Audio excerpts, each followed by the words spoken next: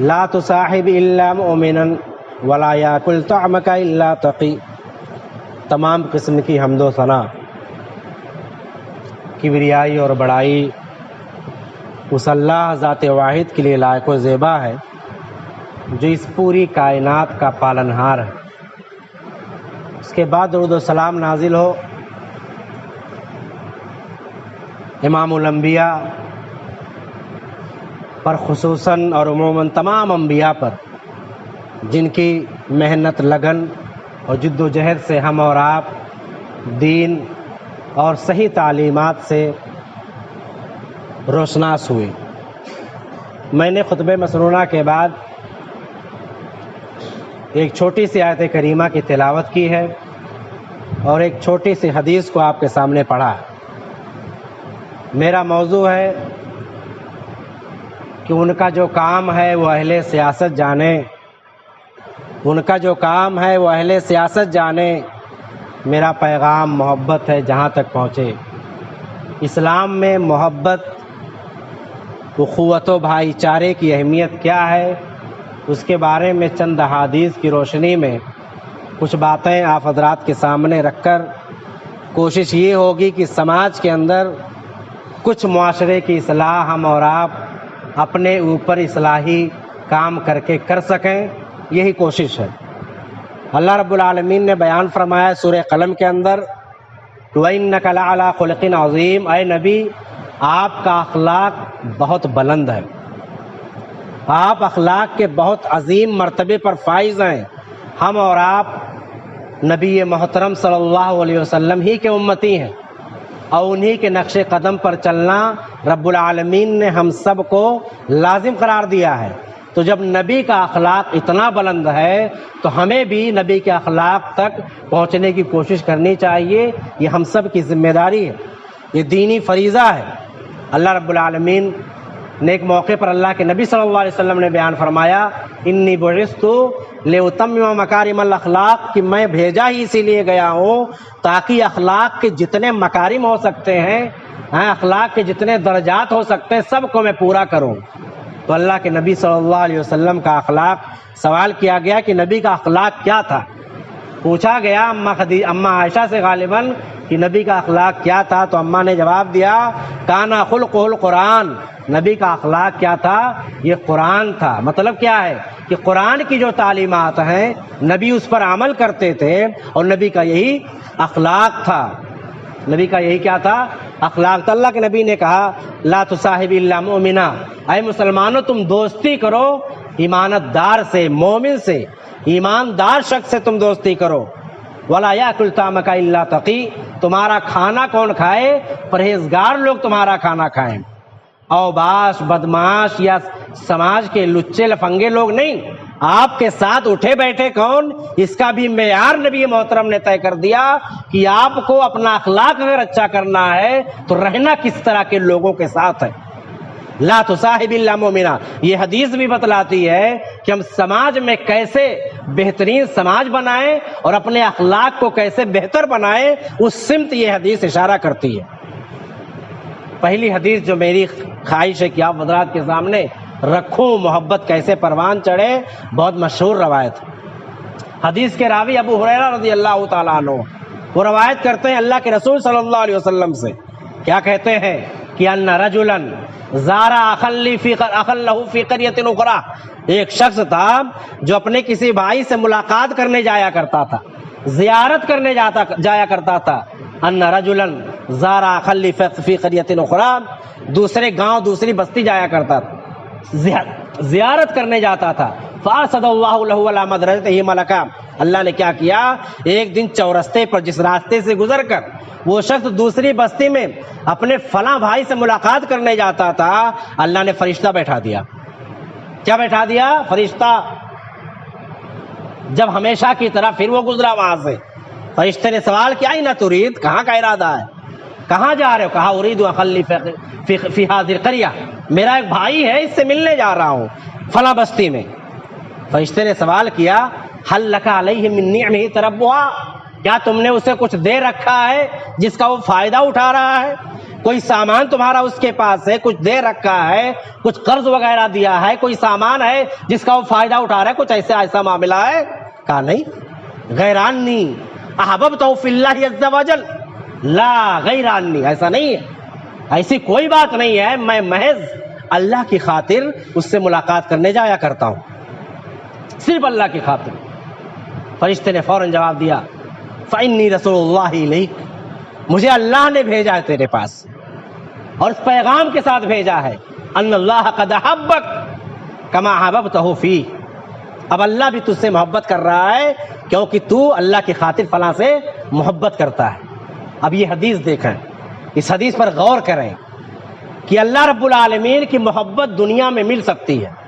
مسلمان ہونے کے ناطے ہم سب کو ہمارا آخرت پر ایمان ہے، یہاں سے رخصت ہونا ہے، دنیا فانی ہمیشہ رہنے والی نہیں ہے، سب کو موت آنی ہے۔ کووڈ-19 کے اس دور میں موت نے کیسے لوگوں کو چپیٹے میں لیا ہے یقین نہیں ہو رہا ہے، کب کس کی موت ہو جائے کچھ پتہ نہیں، کچھ پتہ نہیں۔ اللہ کی محبت اگر چاہتے ہیں مورا، اب غور کریں کہ کتنا روپیہ اس شخص نے اللہ کی محبت پانے میں خرچ کیا۔ بہت سارے لوگ اعتراض کرتے ہیں کہ جو سیٹ ہوتے ہیں وہ تو بہت سارے خیر کا کام کر لیتے ہیں، غریب کہاں سے کریں؟ اللہ کی محبت کیسے ملے؟ ہم کیسے اللہ کو راضی کریں؟ یہاں دیکھیں کہ وہ شخص اللہ کی محبت کی خاطر ملاقات کر رہا ہے۔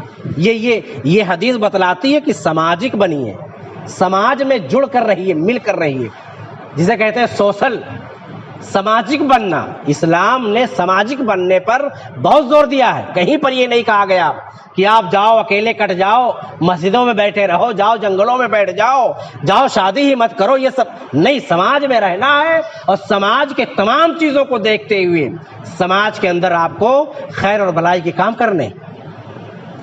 اب بتائیں، آپ خود غور کریں کہ اللہ کی خاطر ہم میں سے کتنے لوگوں سے ملاقات کرتے ہیں؟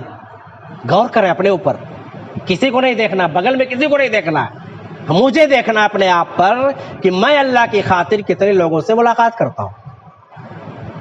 اور آپ کو اللہ کی محبت ملے گی، کوئی روک نہیں سکتا، کوئی سیٹ نہیں روک سکتا، کوئی مولوی نہیں روک سکتا، کوئی ٹونا مارنے والا بھی آپ کو نہیں روک سکتا۔ آپ کو اللہ کی محبت ملے گی، بس شرط یہ ہے کہ اللہ کی خاطر ایک دوسرے سے محبت کریں۔ یہ کووڈ-19 کا جو دور ہے نا، اس میں اور زیادہ محبت پروان چڑھ سکتی ہے، اس شرط پر کہ اگر ہمارے پاس 2 روپے ہوں تو یہ سوچیں کہ میرا 1 روپیہ میرا وہ بھائی استعمال کرے جو بھوکوں کہیں پریشان تو نہیں ہے، کہیں اسے کوئی دقت تو نہیں آ رہی ہے۔ لیکن آج تو معاملہ یہ ہے کہ ہم فون ہی نہیں کرنا چاہتے، کہیں ایسا نہ ہو سامنے سے کوئی پوچھ لے، کچھ مانگ لے۔ اس دور میں ہم لوگوں کو اپنے اعلیٰ اخلاق کا مظاہرہ کرنا ضروری تھا، اور امید ہے کہ لوگوں نے کیا بھی ہوگا۔ یہاں پر یہ آزمائش، یہ محبت، یہاں پر اللہ کی خاطر محبت، ایک ممبئی کے ایک علاقے سے دوسرے علاقے میں آپ اللہ کی خاطر کتنے لوگوں سے ملاقات کرتے ہیں؟ اللہ رب العالمین کے فرشتے لکھ رہے ہیں۔ اس حدیث سے یہ پیغام ملا کہ آپ اللہ کے لیے کتنے لوگوں سے ملتے ہیں۔ آج کتنے لوگوں سے ہم لوگ ملتے ہیں؟ بزنس کا کوئی کام ہوگا تبھی ملیں گے۔ ممبئی ہے بھائی، یہاں پر تو بزنس ہے، تو بزنس کے لیے ملیے، اس سے کوئی منع نہیں کرتا، لیکن اللہ کے لیے بھی ملاقاتیں کریے، اس کے لیے بھی وقت نکالیے۔ ہم لوگ اتنا بزی ہو جاتے ہیں کہ اپنے بچوں کے لیے ٹائم نہیں رہتا، اپنے بچوں کے لیے ہمارے پاس ٹائم نہیں رہتا، ہم اتنا بزی ہو جاتے ہیں۔ ہفتے میں 1 دن چھٹی بھی رہتی ہے، کتنی بڑی سی بڑی کمپنی کیوں نہ ہو، لیکن اس چھٹی کے دن بھی ہم اور آپ اپنے بچوں کو وقت نہیں دے پاتے۔ کہاں سے سماج کے اندر ہم اور آپ محبت کو عام کر پائیں گے؟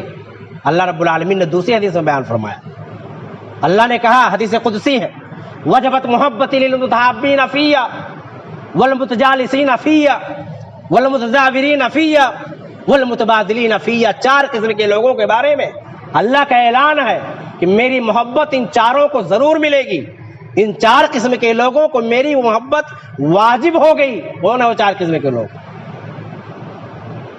میری خاطر ایک دوسرے سے محبت کرنے والے۔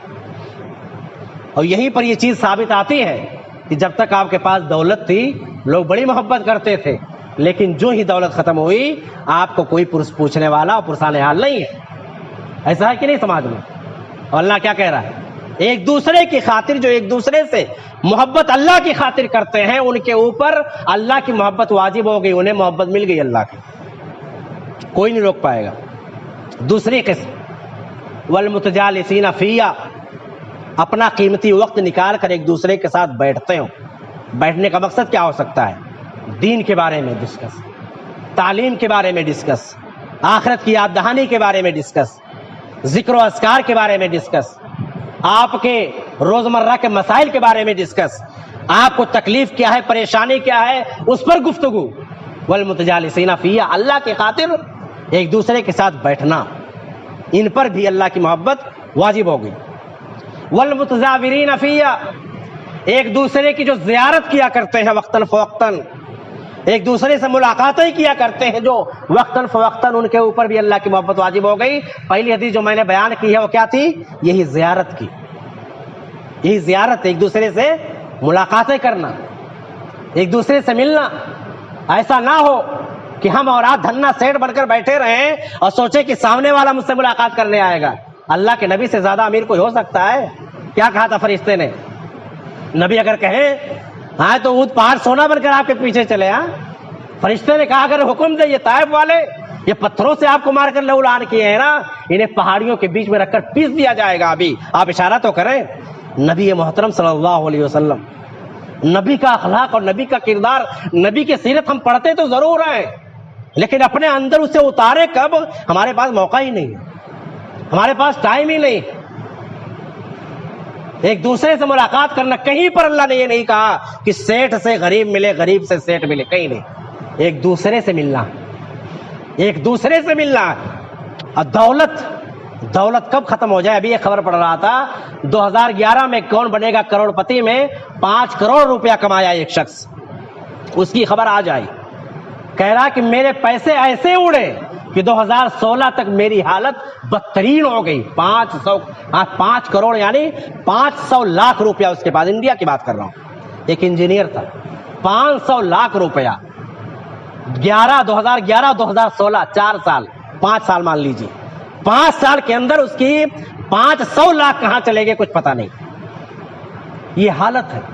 دولت کبھی معیار نہیں بناتا انسان کو انسان بننے کے لیے، ہمارا اخلاق اور ہمارا کردار۔ اس لیے اللہ نے بارہا کہا ان اکرمکم عند اللہ اتقاکم، انسانوں میں معزز وہ ہے، مسلمانوں میں معزز وہ ہے، اللہ کے نزدیک عزت و سربلندی اسے ملے گی جو زیادہ رب سے ڈرنے والا ہوگا۔ کہیں پر یہ نہیں کہا گیا کہ زیادہ دولت جس کے پاس ہوگی، کہیں پر یہ نہیں کہا گیا کہ اللہ کی اللہ رب العالمین کی رضامندی اسے نہیں مل سکتی جو غریب ہو، جو پریشان ہو۔ ہے یہ کہ نہیں معاملہ؟ آج دیکھیے کتنے لوگ پریشان ہیں، سوچتے ہیں کوئی مجھ سے محبت سے کچھ بات کر لے۔ اتنے بزی زمانے میں کوئی مجھ سے مل کر چند باتیں صرف کر لے۔ آپ جانتے ہیں سماج کے اندر ڈپریشن بڑھ رہا ہے، ذہنی دباؤ لوگوں پر بڑھ رہا ہے۔ کیوں بڑھ رہا ہے؟ کیونکہ دوسرا اس کی پریشانی سننا نہیں چاہتا، دوسرا اس کی پریشانی سننا۔ بہت تیزی سے یہ بیماری بڑھ رہی ہے، ڈپریشن۔ چھوٹے چھوٹے بچے، جوان، بوڑھے سب کہتے ہیں میں ڈپریشن کا شکار ہوں۔ کیوں ڈپریشن کا شکار؟ یہی وجہ ہے کہ سماج میں کوئی ان کے ساتھ بیٹھنا نہیں چاہتا، ان کے دکھ کو سننا نہیں چاہتا۔ اللہ کے نبی کی کیا سیرت ہوا کرتی تھی؟ نبی کا اخلاق کیا ہوا کرتا تھا؟ خبر لیا کرتے تھے، کیا بات ہے میں فلاں کو نہیں دیکھ رہا ہوں، کیا ماجرا ہے فلاں کو نہیں دیکھ رہا ہوں۔ ایک صحابی رسول تھے، اللہ کے نبی نے انہیں نہیں دیکھا، کہا کیوں نہیں آئے؟ پتا کرو۔ پتا کیے تو پتا چلا کہ ان کی آواز ذرا بلند ہے، اللہ کے نبی کے سامنے جب بات کرتے تو ان کی آواز ذرا تیز ہے۔ قرآن کی آیت نازل ہوئی تھی کہ اللہ کے نبی کے سامنے آواز بلند نہ کرو۔ اس ڈر سے وہ آنا بند کر دیے، کہیں آخرت میری برباد نہ ہو جائے۔ لیکن آج ہم اور آپ یہ دیکھتے ہیں کہ ہماری دنیا نہ برباد ہو جائے، اس لیے کسی سے ملو ہی مت، کسی سے دعا سلام تک نہ کرو۔ یہ حالت آج سماج کی، یہ حالت آج سماج کی ہے۔